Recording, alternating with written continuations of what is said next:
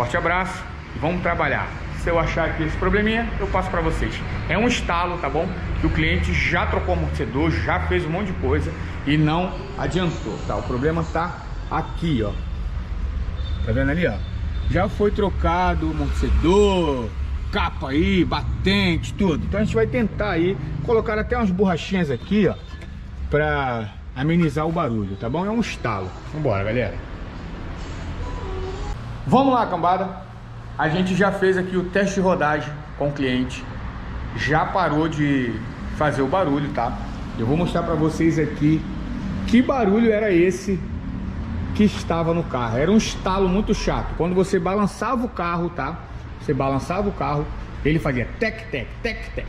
E aí o cliente já vem trocando algumas peças, né? Já vem trocando amortecedor, vem trocando tudo, tá bom? Então, ó,